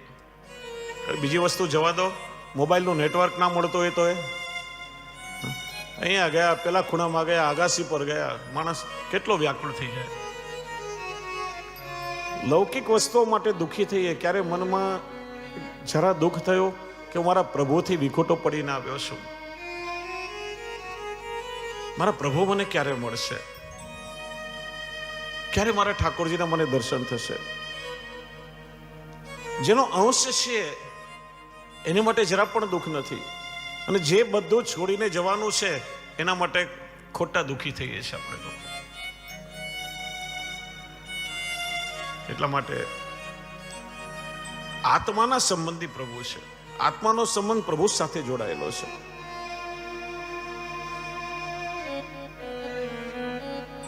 તો ભગવાનનો સદઅંશ એટલે જગત, ચેદંશ એટલે આપણે જીવ. ગીતામાં કહ્યું મમૈવાંશો જીવલોકે જીવભૂત સનાતન. આ જીવ મારો અંશ છે. કયો અંશ? આપણે પ્રભુના ચિદંશમાંથી જન્મ્યા છીએ. જીવ ઈશ્વરનો અંશ છે પણ ઈશ્વર નથી. પ્રભુનું સામર્થ્ય આપણામાં નથી. અગ્નિમાં બાળવાનું સામર્થ્ય, અગ્નિમાંથી તણખલું છૂટું પડે એમાં બાળવાનું એટલું સામર્થ્ય ન હોય. સમુદ્રમાંથી એક વાટકો પાણી આપણે કાઢી લઈએ, એ વાટકાનું પાણી દરિયાનો અંશ છે, એમાં સમુદ્રનો એક ગુણ આવ્યો, ખારાશ. પણ એ સાગરની વિશાળતા એમાં ના આવે. સ્ટીમર દરિયામાં તરી શકે, વાટકીના પાણીમાં ન તરી શકે.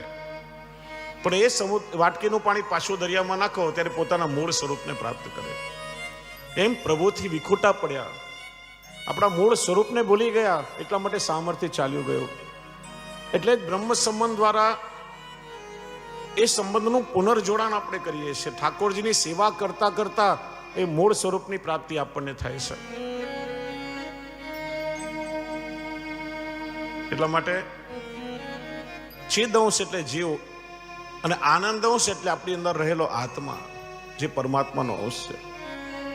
જો આપણે બધા ઈશ્વરનો અંશ છે એની ગેરંટી શું? કોઈ કંપનીનું કોઈ પ્રોડક્શન હોય તેના ઉપર હોલમાર્ક કે ટ્રેડમાર્ક કોઈ ગેરંટી છે કે આ પ્રોડક્શન અમુક કંપનીનું છે? આપણે બધા ઈશ્વરનું સર્જન છીએ એની ખાતરી શું? તો જો આ જગતમાં 750 કરોડ લોકો છે, 7.5 અબજ લોકો છે, પણ પ્રભુની કલા તમે જો કે બધાની ફિંગરપ્રિન્ટ જુદી જુદી છે, કોઈની એકબીજાને મેચ ના થાય. છતાં પણ શ્રી દ્વારકાધીશનું સ્મરણ કરો તમે. ભગવાને 4 આયુધ ધારણ કર્યા છે, શંખ, ચક્ર, ગદા, પદ્મ, અને દરેક વ્યક્તિની આંગળીમાં શંખ અને ચક્રની નિશાની છે. પ્રભુએ આપણું સર્જન કર્યું ત્યારે પોતાની 2 આયુધોની નિશાની સાથે લઈને મોકલ્યા, અને એ જ ગેરંટી કે આપણે બધા પરમાત્માનું સર્જન છીએ. તો ભગવાન કેવા? સચ્ચિદાનંદ રૂપાય. ભગવાન કરે છે શું? વિશ્વોત્પત્યાદિ હેતવે. સૃષ્ટિનું સર્જન કરે છે, લય કરે છે, પોષણ કરે છે અને લય કરે છે. હવે સર્જન, પોષણ ને લય કરીને ભગવાન કહેવાય તો કેટલી વસ્તુનું સર્જન આપણે કરીએ છીએ, કેટલા લોકોને આપણે પોષીએ છીએ, કેટલીક વસ્તુનો નાશ આપણે પણ કરીએ. તો આપણા મને ભગવાનમાં ફરક શું? ફરક બહુ મોટો કે ભગવાન આખી સૃષ્ટિનું સર્જન કરે છે. પોતાના સર્જનમાં ભગવાનને ક્યારે મોહ થતો નથી. અને આપણે કાંઈક નાનકડું ચિત્ર બનાવીએ તો નીચે પોતાનું નામ લખવાનું ભૂલતા નથી, આ મેં બનાવ્યું છે, મોહ થાય. ભગવાન આખી સૃષ્ટિનું પોષણ કરે છે, એનો મદ ભગવાનમાં નથી.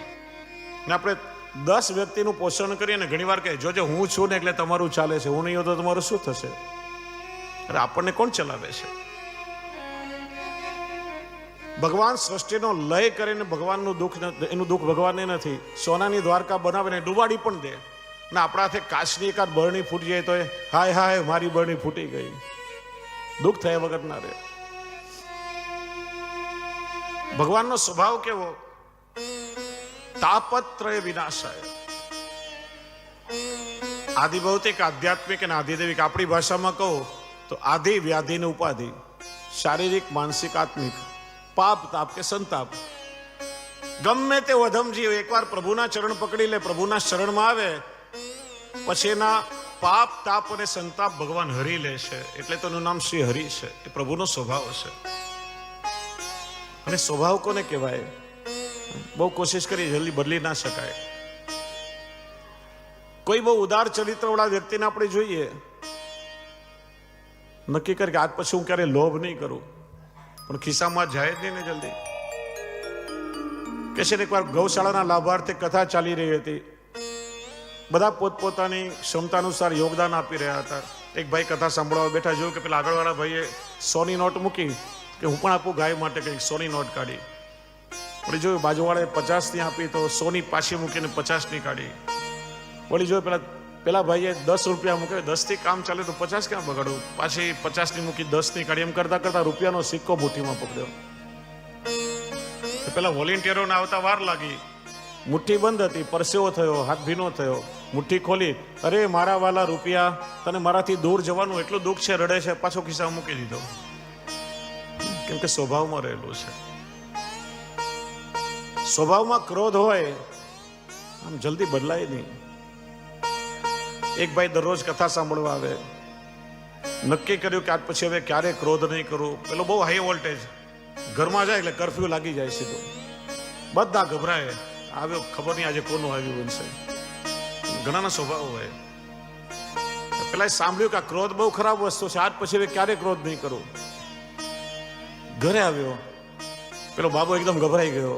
પપ્પા આવે, પત્યું, બેટા ચિંતા નહીં કર, આજે છે ને મેં નક્કી કર્યું છે કે આજ પછી હું ક્યારે કોઈના પર ક્રોધ નહીં કરું. પપ્પા શું વાત કરો છો? સાચે બહુ મોટી સરપ્રાઈઝ. એ મમ્મી જલ્દી અહીં આવો, તને એક સરપ્રાઈઝ આપું. પપ્પા કહે છે કે આજે સત્સંગમાં ગયા હતા ને પપ્પા, તો મનથી નક્કી કરીને આવે કે આજ પછી ક્યારે કોઈના પર ગુસ્સો નહીં કરે. મમ્મી રાજી થઈ ગઈ, શું વાત કરો છો? સાચે કહો છો ક્રોધ નહીં કરો?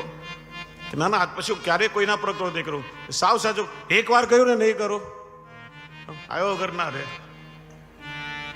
સ્વભાવમાં રહેલું છે. એમ ભગવાનનો સ્વભાવ કેવો કે ગમે તેવો દોષથી ભરેલો જીવ હોય એના ચરણોનો આશ્રય કરે. એના પર ઠાકોરજી કેવલ કૃપા જ કરે છે. અને એ ભગવાન કયા? તો પરિચય છેલ્લા આપ્યો, શ્રી કૃષ્ણાય વયમ નુમઃ. કેવલ કૃષ્ણની, શ્રી એટલે સ્વામિનીજી સહિત કૃષ્ણના ચરણોને હું વંદન કરું છું. એટલે આપણે કહીએ ને શ્રી કૃષ્ણ શરણમ મમ. શ્રી એટલે સ્વામિનીજી સહિત કૃષ્ણના ચરણ, એ જ મારો આશ્રય છે. પ્રથમ મંગલાચરણમાં પ્રભુનો પરિચય આપ્યો. ભગવાન કહેતા બ્રહ્મ જે સર્વવ્યાપી છે,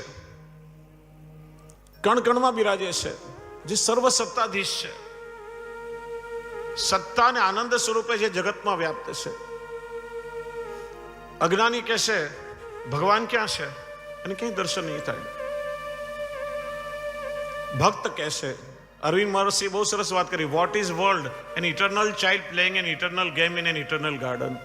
એક શાશ્વત બાળક એક શાશ્વત ઉદ્યાનમાં જે શાશ્વત ક્રીડા કરે છે, આ જગતનું સ્વરૂપ છે.